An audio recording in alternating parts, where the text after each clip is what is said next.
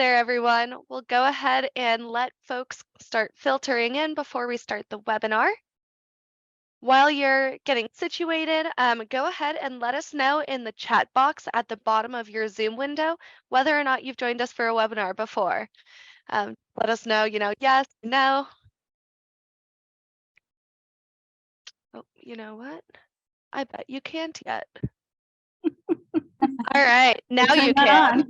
Yeah. There we go. Now we can. I was like, that was a test. You all passed. Yay. Awesome. Welcome, Stephen.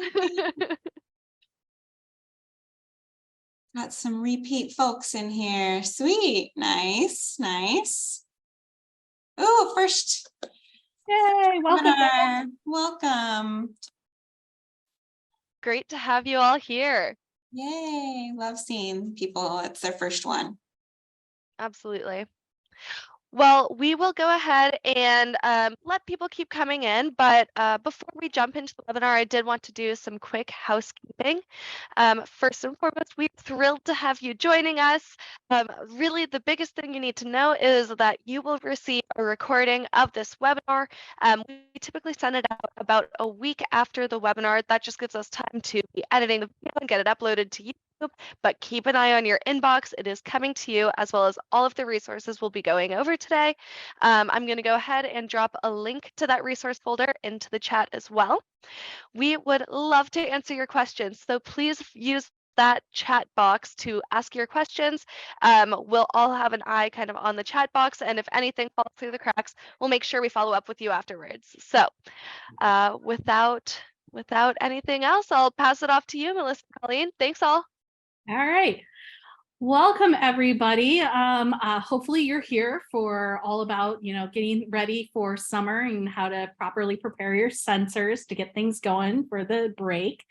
My name's Colleen. I'm a, what is my title? Oh yeah, Biology and Environmental Science Educational Technology Specialist here at Vernier. I've been at Vernier now for almost 10 years. I have a biology background and I got a master's in science education from Montana State. And before I started working at Vernier, I was actually teaching in Houston, Texas for about 6 years, where I taught pre-AP and grade level biology and AP environmental science.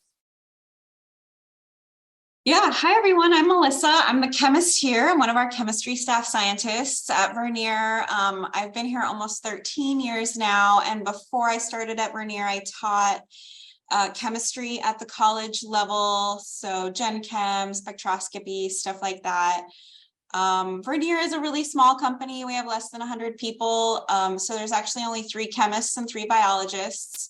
Colleen and I are kind of joining together today to talk to everyone, chemists and biologists alike, about how to store their sensors. And both Colleen and I work in a lot of the product development, so we definitely know the best way to do this.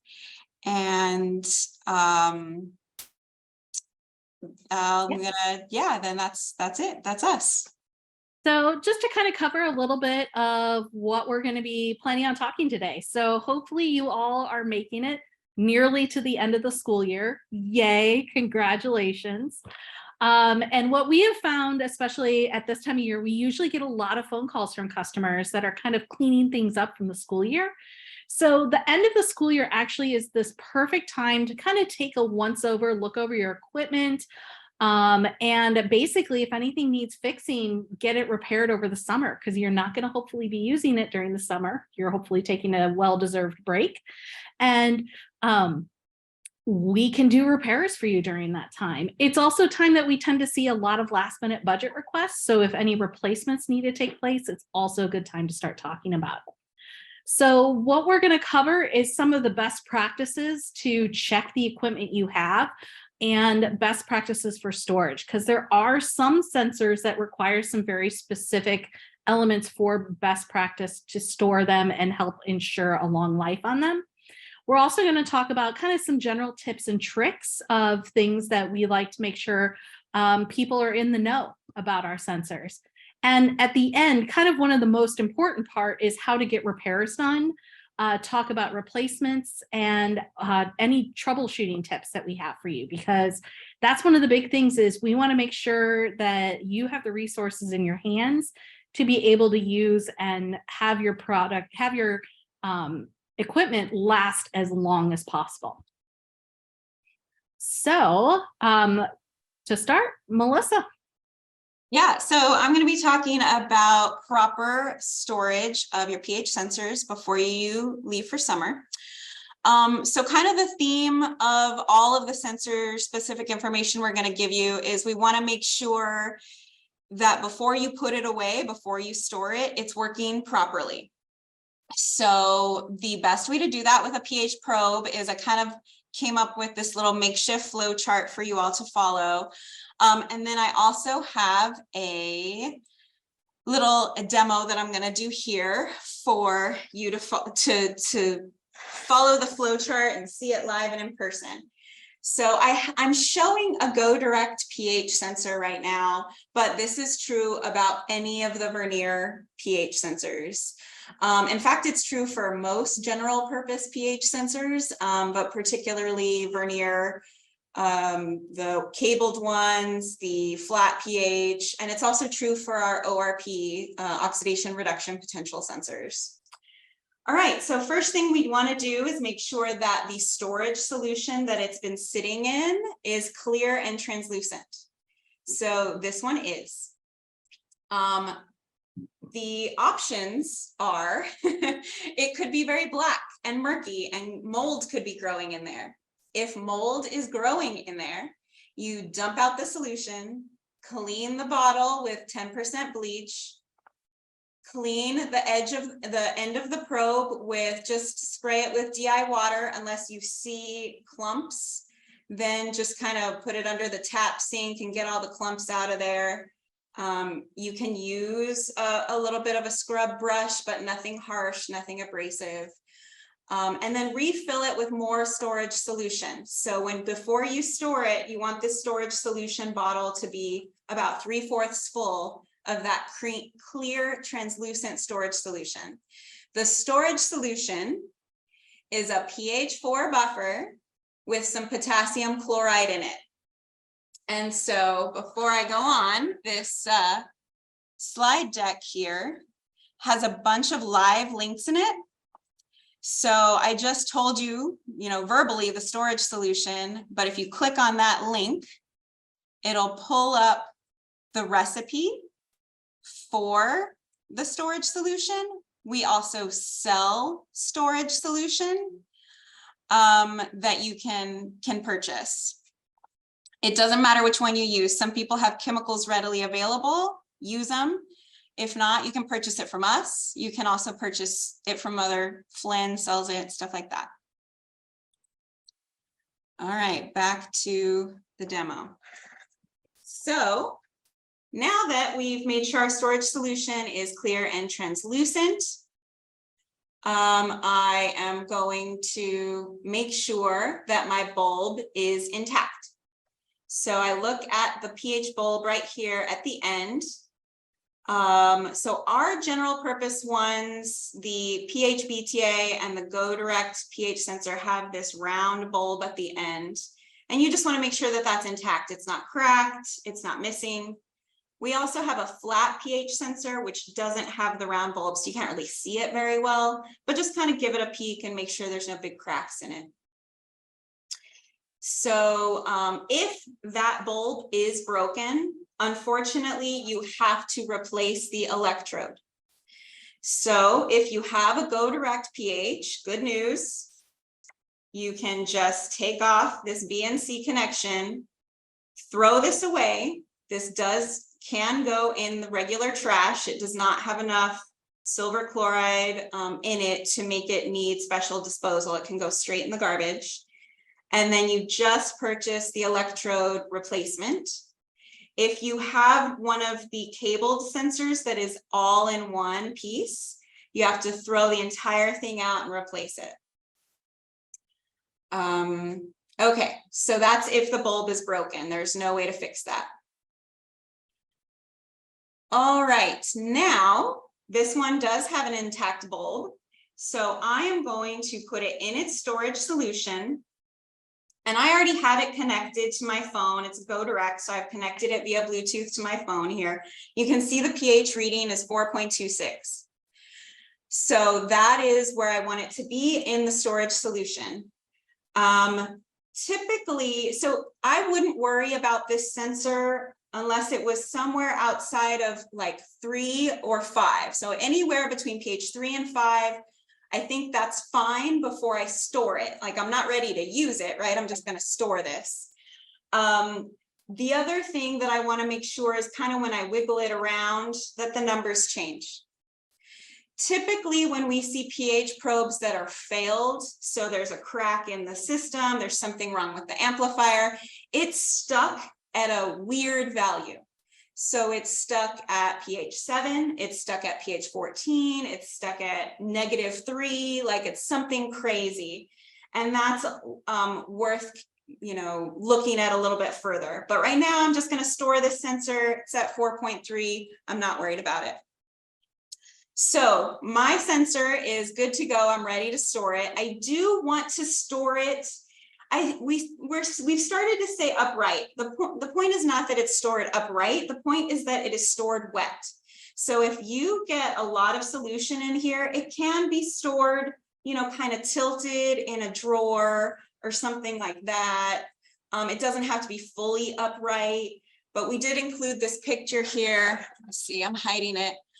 This picture, our customers have come up with some really clever ways of storing these upright to make sure that they stay in solution.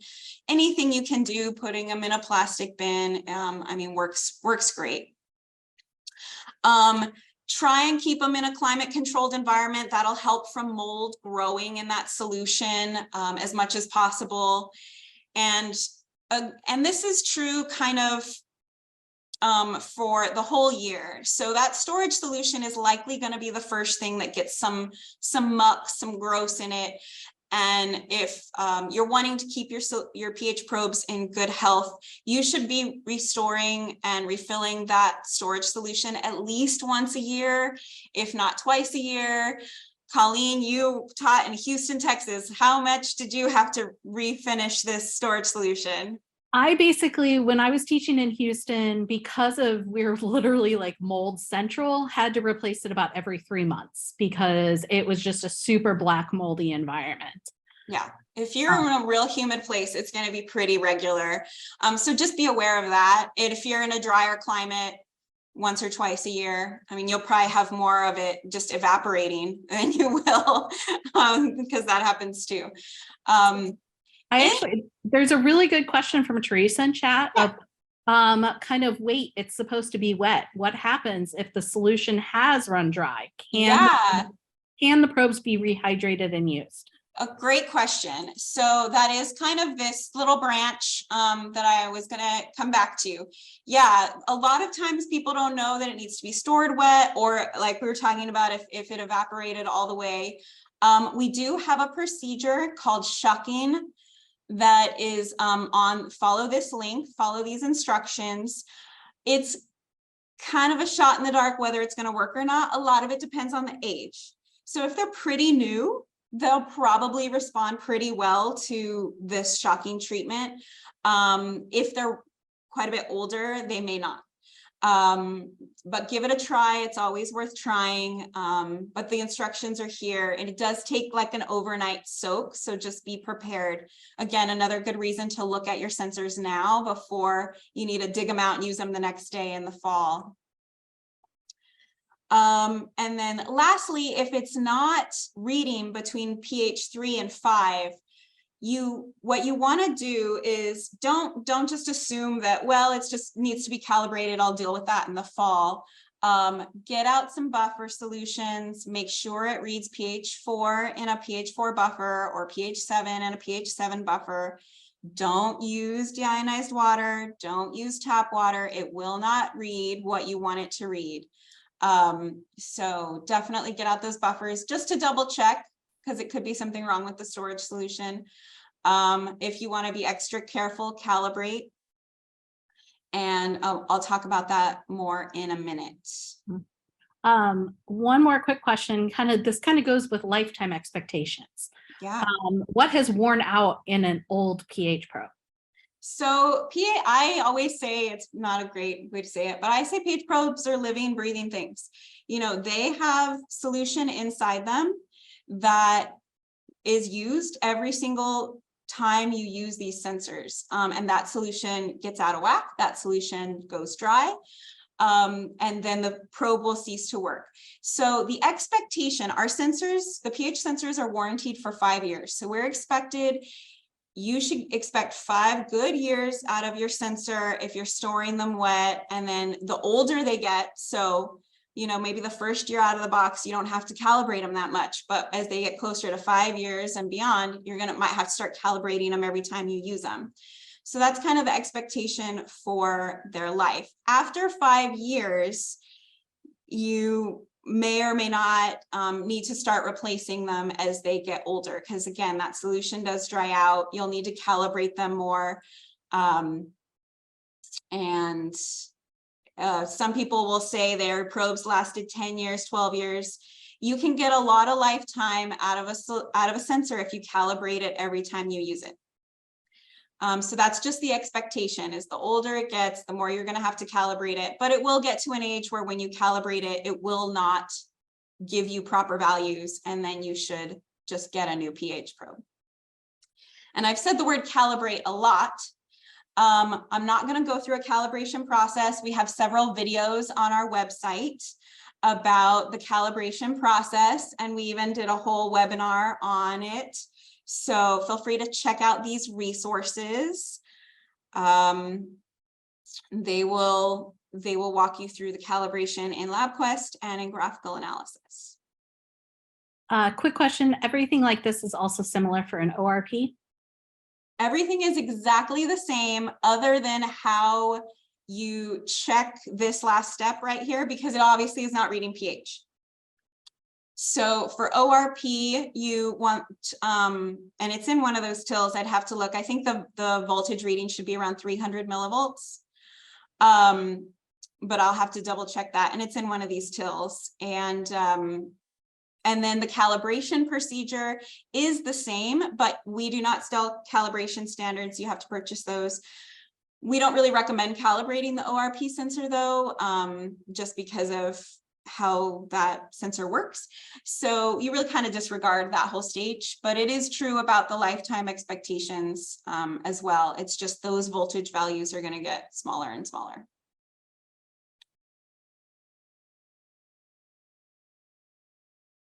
Oh, ORP sensor is our oxidation reduction potential sensor. It's red.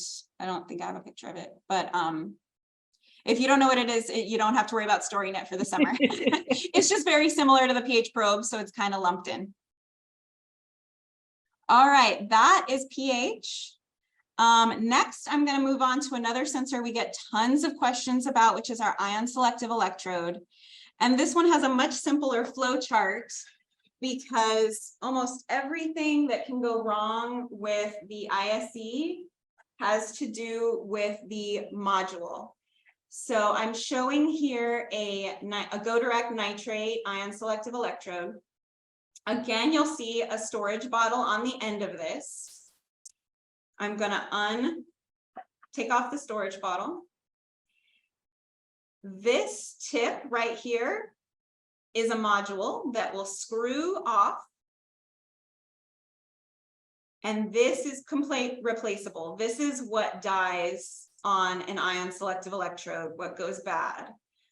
There is, I know it's going to be really hard to see in the camera, but there is, just trust me, there's a date on here printed in kind of orange. You can kind of see that there's some printing on there. There is a date code there. This particular one says DEC 22. So that means this module was made in December of 22. So it is within 2 to 3 years old. That means this electrode, this module should be fine, and I can use it as expected, and hopefully it'll work out just great. If it was older than that, I would want to replace this module, and then everything should be good to go. So we have different flavors of ion-selective electrode. We have ammonium, nitrate, calcium, potassium, and chloride.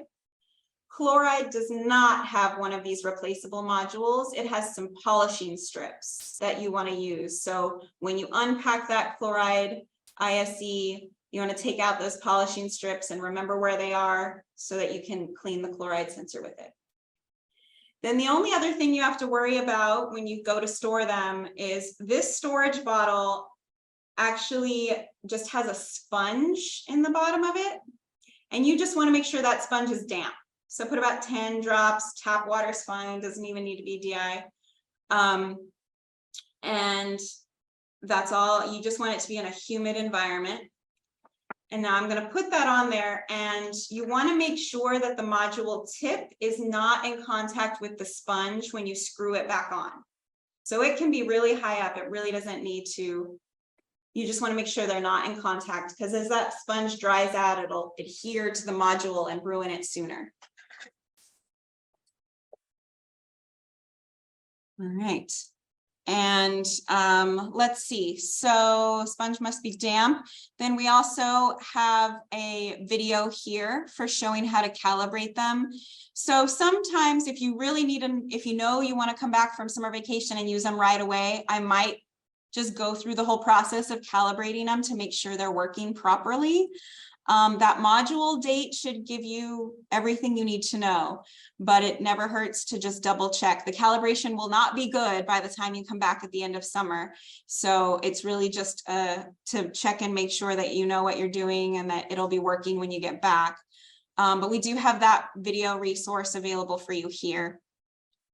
And something kind of unique about the Go Direct version of ISEs is that they have these sensor channels based on the electrode that is attached to it.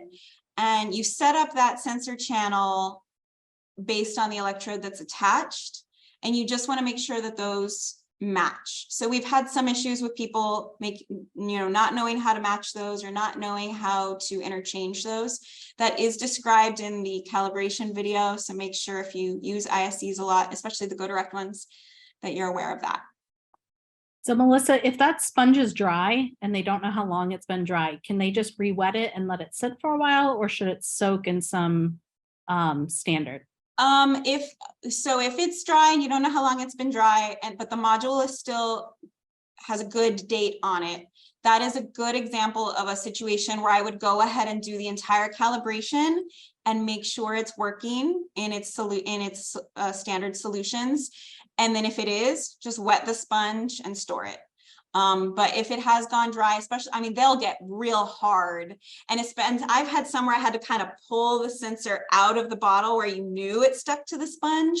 That's definitely, you want to, don't just assume it's gone bad, but just work. And during the calibration process, you soak the electrode for 30 minutes. So, I mean, 30 minutes is the minimum in that case. Let it set it up, leave it, go get a coffee, come back, and that's a good example of where I would follow that whole procedure before summer break. Yeah. And I just want to add to changing out the module. The key is that module for the ISEs is going to age no matter if it's being used or not. So you want to make sure that if you are replacing those modules, if you can, wait till you absolutely are going to be using them to order the replacement. Because, for example, if you order a replacement now and aren't going to use it until December, you've just lost 6 months of life on that module. So it's really important to make sure that when you do replace them, honestly, just don't replace them until you need it. So that's ISEs. All right, now on to the biology stuff, which luckily is not as, I would say, intense in particular. So one of the main sensors in biology that we have that I would say has very specific storage requirements is our oxygen gas sensors. So the oxygen gas sensors, whether they're the LabQuest version or the Go Direct version, they have to be stored upright. These are ones that it is absolutely necessary. They are stored like this. That is why they come in a box that has a nice sticker that says this side up on them. And that's because they actually have an electrochemical cell inside of them that has a gel that if they're stored on their side or not upright, that gel can shift and it will actually affect the readings that you get from the sensor. One of the ways that I store them around and I found the most useful is actually just storing them in the Nalgene bottle that comes with the sensor itself, because it can stand up automatically like that. And it actually ends up being pretty secure that way. So that's kind of what I recommend. When you are preparing to kind of pack things up, one thing I would always check is how they're reading in ambient air. They should be reading roughly around 20.9%. You might see that they're starting to read like 18 or 19%. And an O2 sensor is similar to pH in that it does have a lifespan on it. It's not going to last forever. And that over time, the aging occurs and you'll see the drifting of this reading. So as the sensor ages, you're going to want to have to calibrate it a little bit more. One way we can tell the health of the sensor is actually looking on a LabQuest sensor, looking at the live voltage reading from it, or if it's a GoDirect sensor, looking at the relative stability reading on it. And with these two, basically, it gives us an idea of the life of the electrochemical cell in the sensor. So if the voltage reading on a LabQuest sensor is less than 1.8 volts, that's a time where I say it's time to start expecting to look at getting it refurbished. Because what's nice about this sensor, it's one of our few ones that can be fully refurbished and you can get some more life out of it. For a GoDirect sensor, the relative stability reading we're looking at is if it's around 55 or less. Those are the readings that we kind of look at. And often if you give us a call, we can tell you exactly where to go so we can look at those. So oxygen gas, like pH, also does have a 5-year warranty on it. So it should last you at least 5 years, especially if it's being stored properly and well taken care of. I've seen them last up to 8 years. So it's kind of like once they've reached that 5-year mark, you'll probably want to start budgeting in for a potential refurbishment with them. And like I said, refurbishment is nice because it's only about $100 per sensor. So it's about half the cost of having to buy a new one. And it extends the life of that sensor for quite a few more years. Go on. So for calibrating it, the LabQuest sensor is what I have on the right side of the screen and the GoDirect on the left. There is a difference between the two when you calibrate them. The GoDirect sensor, you just enter your value in and press keep, it's good to go. The LabQuest version, you actually have to do a 2-point calibration. And I forgot to put the link in here, the video of doing that calibration, but I'll add that link in here afterwards. That shows basically you're going to have a 0 point and then an atmospheric point. And what I tell people to do is you want to actually calibrate these outside because you're calibrating them to atmospheric levels of oxygen, which is going to be 20.9%. So all you have to do in these boxes is enter that value in, keep it, and then apply it, and then you are good to go. Any questions about O2? It's one of those, like, it's daunting, but it's not like a pH sensor. No solutions for that one. All right. So the next sensor we get a lot of questions about is our dissolved oxygen probes. So the dissolved oxygen sensors, we've had a couple different flavors of them over the years. The oldest one is going to be our original LabQuest dissolved oxygen probe, which we don't make anymore. And if you still have these, they still work. The key with making sure that they work well, though, is storing them properly. And this sensor, it's important that it is actually stored dry. You want to make sure that that tip is completely clean, that the electrofilling solution is out of it. It's been rinsed, it's been dried. You do not want to store it wet because storing it wet actually reduces the life of that sensor. The rest of our sensors now that we carry, the optical dissolved oxygen probes, are very different in that they are going to be stored damp. I don't like to say that they're stored wet because they're not like a pH probe that they have to be in solution. They're going to be more damp. And before you store, this is kind of one of the things you want to look at. You want to take a look at the storage bottle and see if that sponge has dried out inside of it or if it's damp. If it's dried out, go ahead, add some distilled water to it and watch the expansion. The LabQuest optical DOs I have in the center there, the top one I took this morning, I took a picture of this morning. I realized that my sponge had completely dried out on it. And then the picture underneath it is what it looks like once I added some distilled water to it. The other thing that you want to look at is look at the actual tip of the sensor itself and kind of see the state of it. It should be a solid black color. If it's starting to get kind of mottled or grayish looking, that's kind of signs that the tip is starting to age and needs replacement.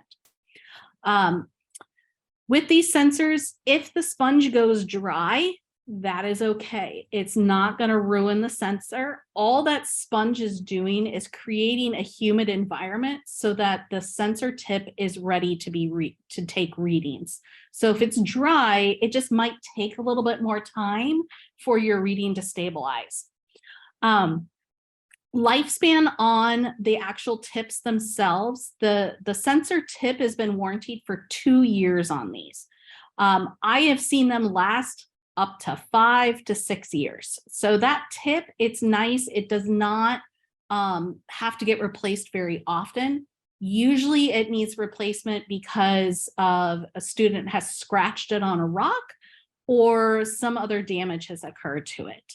Other than that, it's a really simple storage procedure with it. Again, you don't want to store it wet. It does not like to sit in just straight distilled water or tap water. You want to make sure that it's stored in kind of that lightly humid environment, kind of like an ISE.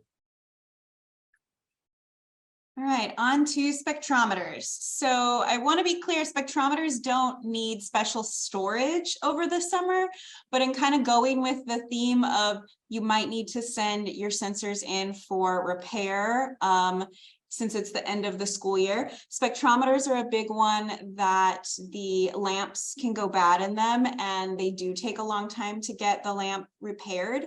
So this is a good time to check the lamps on your spectrometers, especially if you have those sticky notes in your classroom that says doesn't work or absorbance values are off on this one.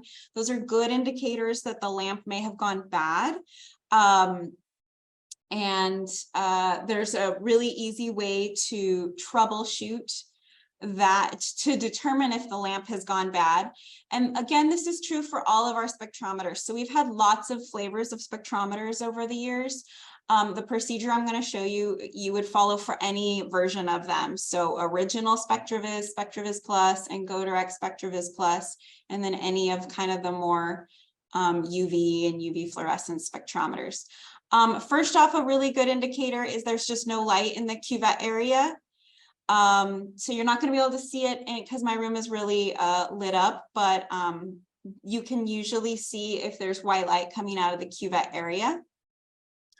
The next step to do is check the lamp output, and you don't need any solutions. You don't need any prep work. Just plug it in, open spectral analysis, go into advanced full spectrum mode, turn on raw data, and press collect.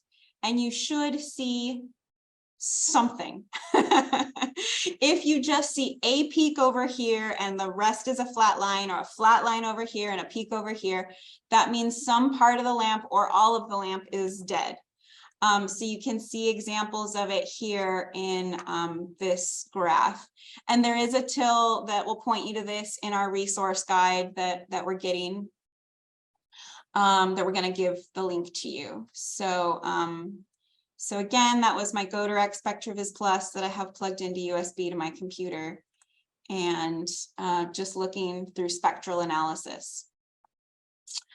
If it does require a new lamp, you do have to contact us for an RMA. We're going to talk about that whole process in just a couple of minutes. If it's an ocean optic spectrometer, you have to contact them directly.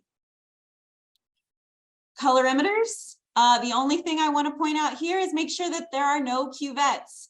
All of the versions of our colorimeters have a hidden cuvette slot, and go through, I promise you, go through and make sure there are no cuvettes in those colorimeters, because students, I forget them in there. It happens. So double check before you put colorimeters away. Okay, so just kind of covering, what we talked about are a lot of sensors that require very specialized needs for storage. Overall, though, most of our sensors actually don't require special storage. They're perfectly fine out in the air. Conductivity, salinity, carbon dioxide, gas pressure, temperature, carts and tracks, soil moisture drop counters, basically anything that we haven't talked about so far does not require any special needs for storage. Our big thing is just kind of making sure that the sensors are clean and dry prior to storage. But with that said, we still recommend going through and kind of checking the status of these sensors because, like we said, in the summer, it's a great time to send things in to get looked at for repair. And so some general tips and tricks to look at for doing long-term storage of your sensors. One of the big things that we try to encourage people to do is with your cabled sensors and power cords, don't wrap the cables. I know it's so hard not to do, especially with temperature probes, of like the instinct is just to wrap that cord around that probe. But the problem is that that connection of where the wire connects to the probe itself, we try to reinforce that as much as we can. But after a certain period of time of just constantly wrapping that cable around the sensor itself, it can break. And sadly, with some probes, if that connection breaks, there's nothing we can do to repair it. What we have found around the office is using like Velcro or hook and loop reusable ties that are often used for organizing cables at desks. You can get a huge roll of them from Amazon for not that much money, and we find them to be invaluable. They are super, super helpful. They work really well. You only have to be careful because sometimes they'll stick to you when that. Like I said, temperature sensors are probably the #1 sensor that is prone to damage because of wrapping the cable around it. And what you might see is you might have a temperature probe that is reading abnormally high. And by abnormally high, I mean like 400 degrees Celsius. Abnormally, sorry, 273 degrees Celsius or over 300, or it's reading a very low temperature and not changing. So that's usually a sign that the temperature probe is broken. And sadly, with that sensor, there's nothing we can do to fix it. The other thing we see with LabQuest sensors is that BTA, BTD port that plugs into your LabQuest. A lot of times the little kind of tab on that can actually break off. And we've had people, Melissa's pulling it up right here for us to look at. So that little tab right there, students love to just kind of flick it off sometimes. And it's one of those, it doesn't necessarily damage the sensor. You can still use it, but it might not stick into your LabQuest interface as well anymore. So one of our colleagues has found that Sugru is excellent at trying to fix these. So if you do have those tabs break off, there is a way to fix it with Sugru. Sadly, again, it's not something that we would repair. Okay, so going on to LabQuest. Now, we have now 3 different flavors of LabQuest devices that are our standalone ones. I'm not going to discuss really a LabQuest Mini or a GoLink because they're pretty simple, and there isn't much you have to do worrying about storing those over the summer. We also say this is a good time to check for software updates or general troubleshooting of what might be happening with each of your devices. For the original LabQuest and the LabQuest 2, we have these really helpful flow charts that our tech support department we've put together to kind of help you go through and diagnose some issues that might be happening with your LabQuest. This links will also take you to the most recent software updates and how to get those for the different devices. The LabQuest 3, we don't have a flow chart yet because so far we haven't seen any repeatable constant issues with it that we've seen in the others. That also doesn't mean that it's not necessarily going to have a flow chart at some point, but because it's so new, we haven't seen the same. And a lot of the things that we learned from the original and LabQuest 2, we've implemented into the LabQuest 3 to hopefully not have these issues. But again, I recommend checking out those links to look at your, if you have a LabQuest, click on those hot links. They go right to the page of looking at basically our most frequently asked questions to help you with troubleshooting on them. So that then comes to batteries. This is a question we get a lot about because more and more of our things have a lithium-ion battery in it. And so what is the best way to improve the life of these and make sure that they function properly?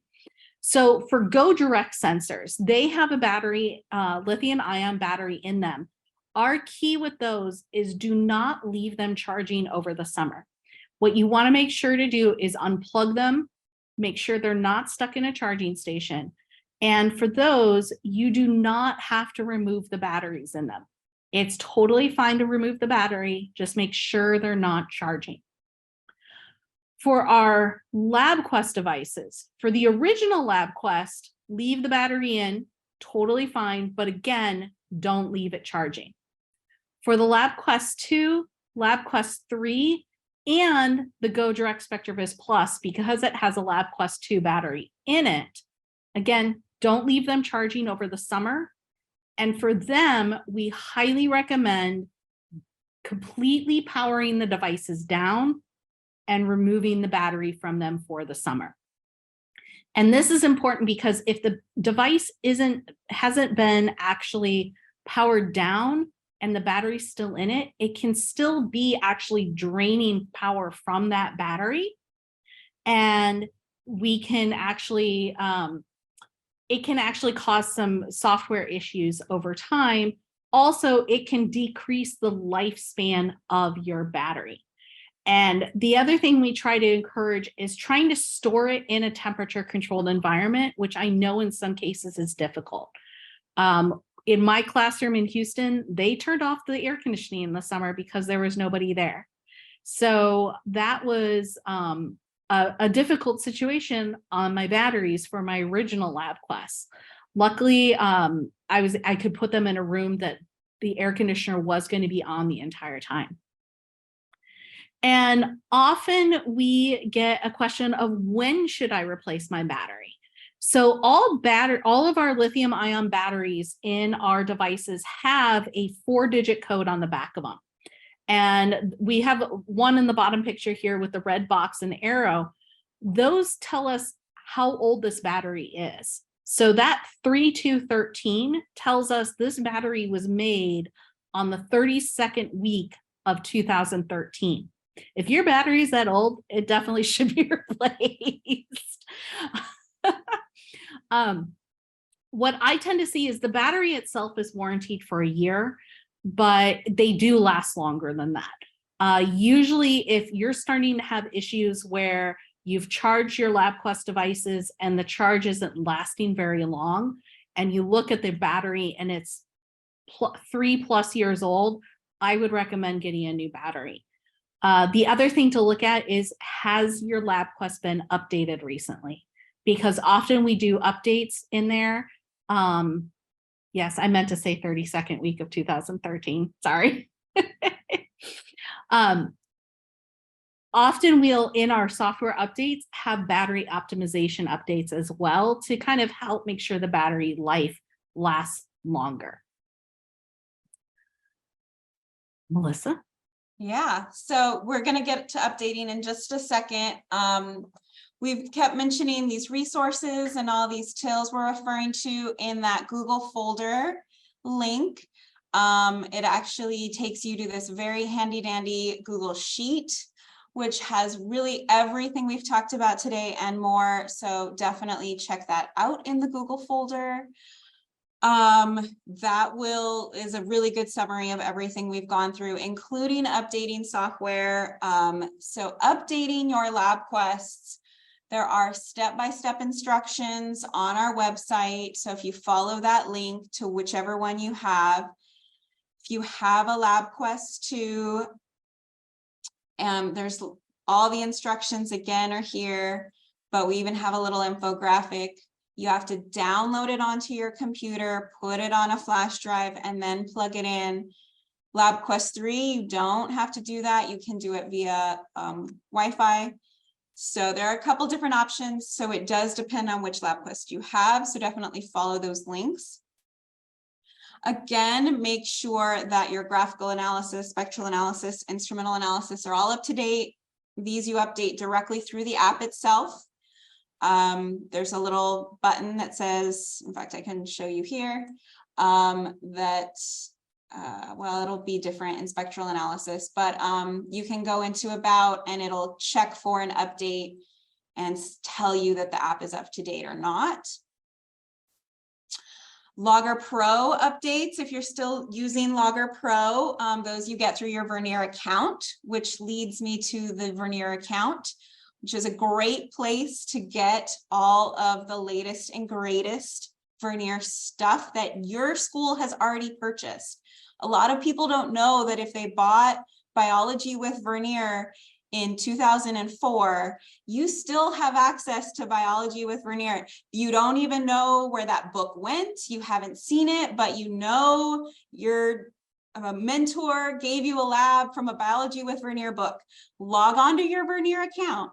It will be in your school's account if it was purchased at some point, and then you have access to all the instructions.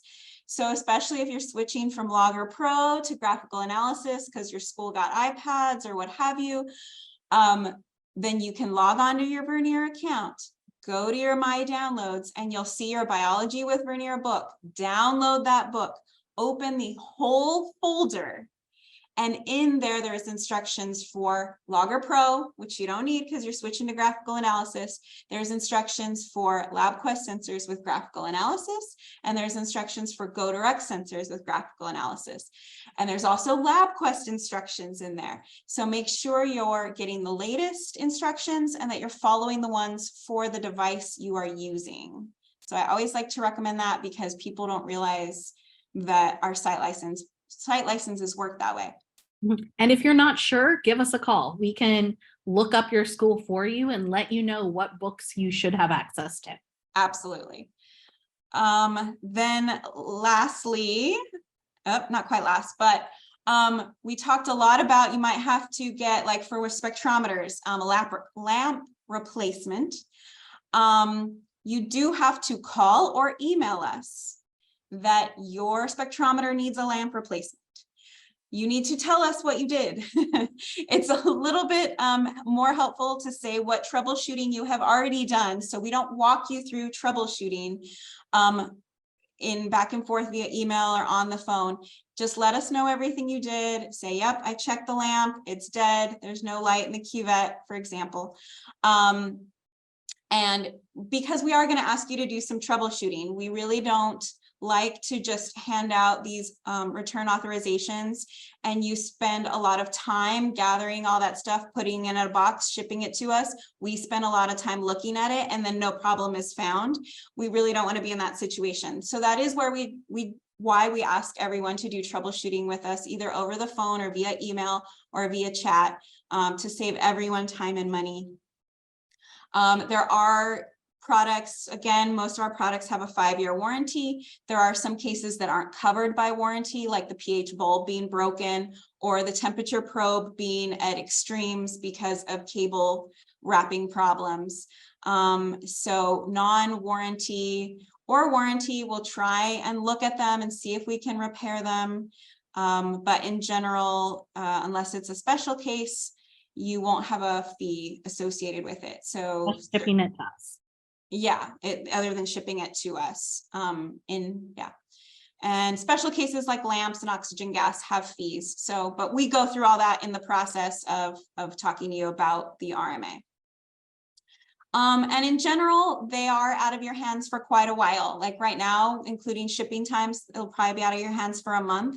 Something like a lamp replacement is more like 2 months. So be really aware of that when you start. That's why this is a good time to look at any sensors that have those sticky notes on them that say, don't work. All right. Oh, one thing we forgot to talk about on that last slide is disposal.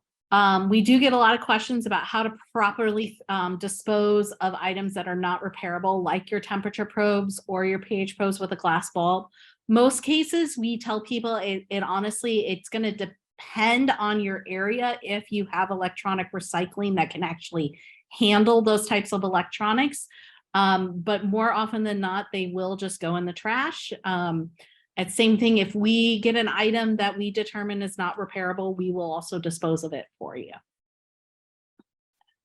So this time of year also, because we know it's kind of the end of the budget cycle and sometimes there's money that is sitting there needing to be spent before July 1st, things to look into are what replacement parts you need. Like I said, with ISEs, you kind of want to wait on that one. But for dissolved oxygen probes, or if you're needing pH buffers, things like that, it's a great time to stock up on those things.